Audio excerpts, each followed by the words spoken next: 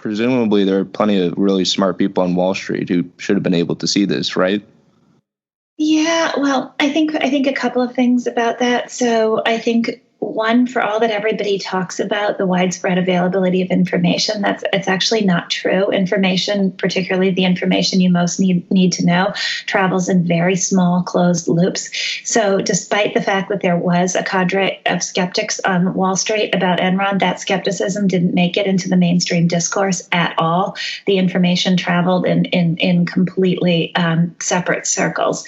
I think also Enron was really, really good at playing the game of meeting or beating the earnings expectations that Wall Street analysts had. And there were and are a lot of investors who don't want to do their homework and just want a company that will meet or beat earnings expectations and don't want to look any deeper than that.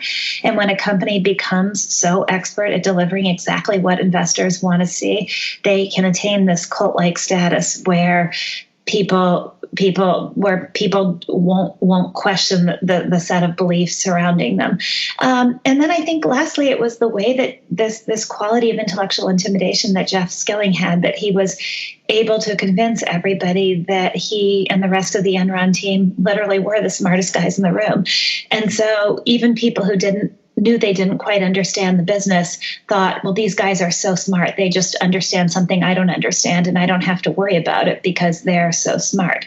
And so I think that was another factor in it. But it's fascinating, right? Because the problems that ultimately brought Enron down, Andy Fastow's games, the existence of these partnerships, the lack of cash flow, they were right there in the financial statements, not clearly exposed, but but it was there. People just didn't want to see it. Do you see any parallels then between the collapse of Enron and the collapse of the mortgage business in 2008? The idea that there were some innovations to begin with, but then it sort of got out of control and people just trusted the smart guys to know what they were doing. Yeah.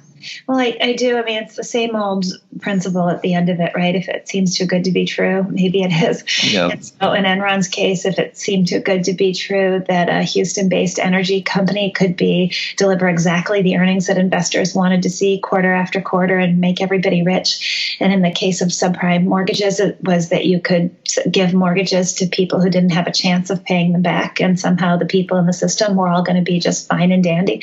And you look at them after the collapse and you say, how could we ever have believed that? But you have to remember that everybody did believe it in the moment. So I think that's the biggest parallel to me. That willingness to believe in the thing that after the fact is so obviously going to seem insane that you ever believed it. Do you think then that there are any lessons here for business people or journalists? I mean, have we as a society or as our politics really integrated what you see to be the lessons of Enron? I don't think so. No, I don't think we'll ever learn them. And in some ways, maybe we don't want to learn them because part of American business in particular is optimism. And if you are so focused on the lessons and the risks, then some of the very real innovations that move our world forward won't happen either.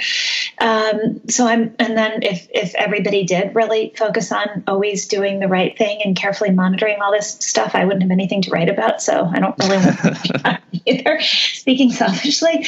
But no, seriously, I think it's human nature, and it's the nature of bubbles that people start to believe in things that are going to seem crazy after the fact. And it's happened throughout time immemorial, right? From the tulip bubble through Enron through to Theranos most recently, or maybe even Tesla to invoke another controversial name. It's the way the world works. I don't think it's ever going to be fixed, and I'm not sure you ever want it to be entirely fixed. Do you think Tesla's a bubble?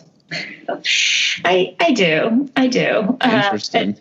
Doesn't mean Elon Musk isn't a genius, and it doesn't mean that he hasn't changed the world. But I think that there are some fundamental problems at Tesla that perhaps the bulls don't want to wrestle with.